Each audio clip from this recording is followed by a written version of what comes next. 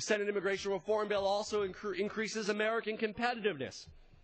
Immigration is the economic engine that's grown our economy for generations.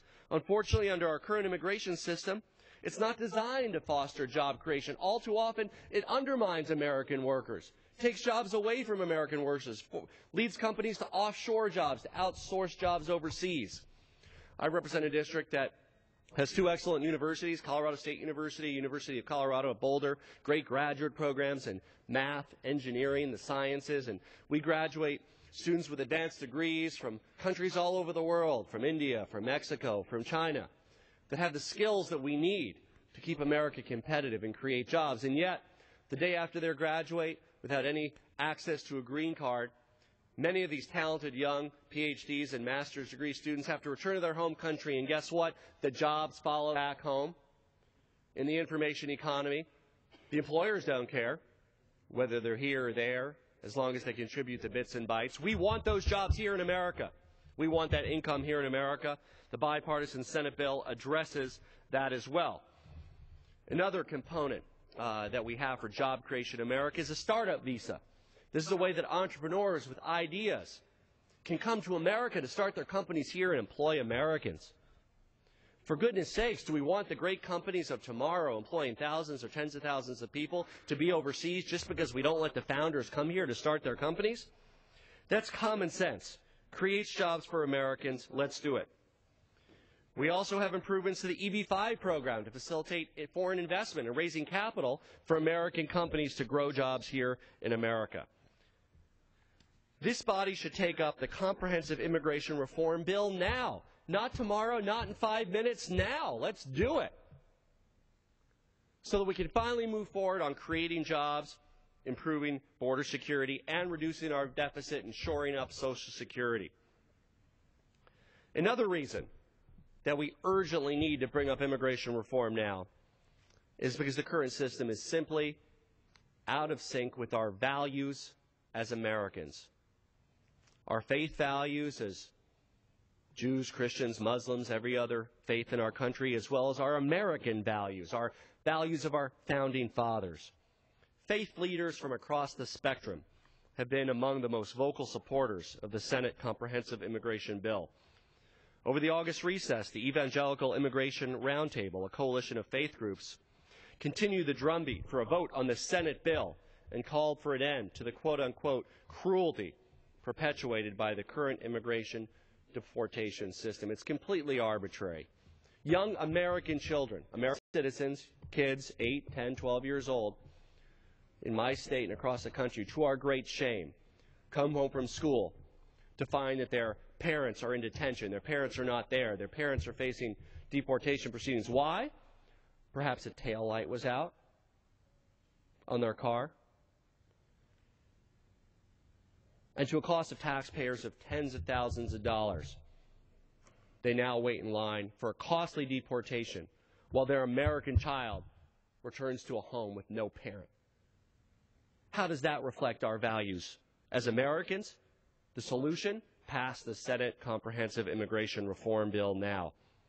The Senate Comprehensive Immigration Reform Bill will halt more than 400,000 costly deportations, each one costing taxpayers tens of thousands of dollars, tearing families apart.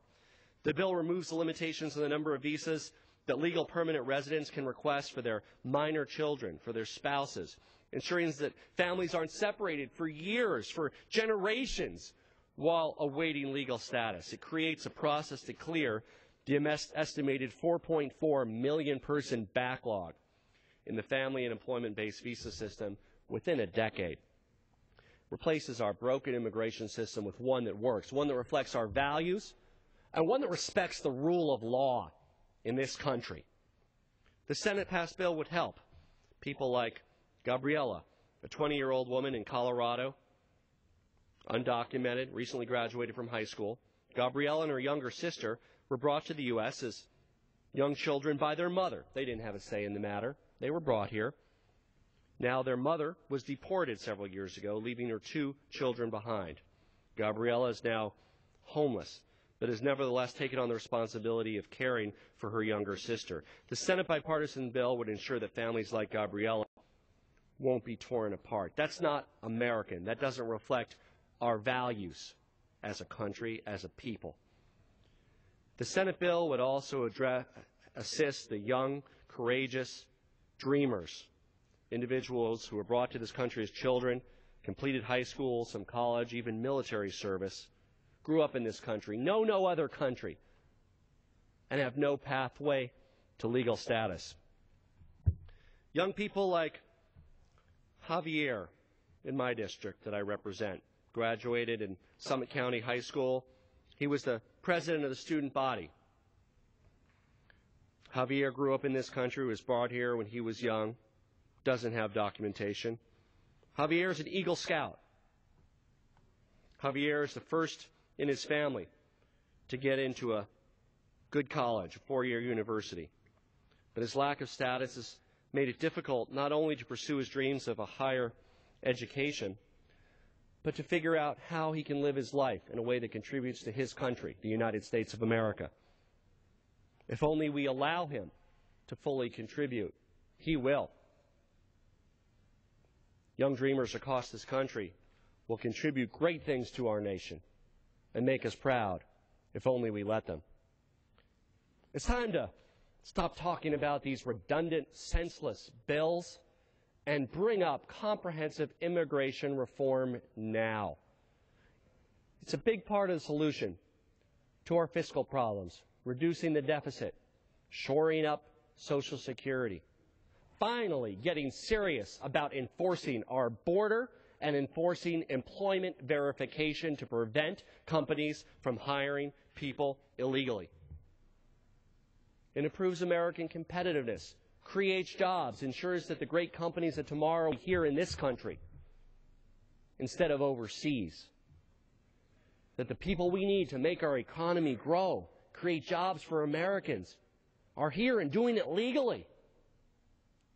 And to respect the rule of law in this country, rather than undermine the rule of law every day, as our current travesty and broken immigration system does. And finally, we know, Mr. Speaker, that as a people we are better than this.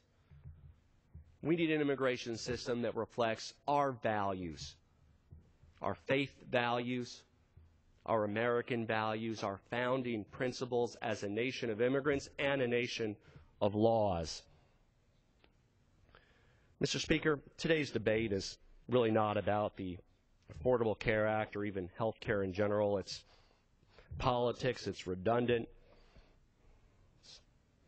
I'd ask my friends on the other side of the aisle, why are we not focused on fixing our broken immigration system when we have a bipartisan bill that 2/3 of the Senate has supported, that 75% of the American people support, that the President has expressed a willingness to sign?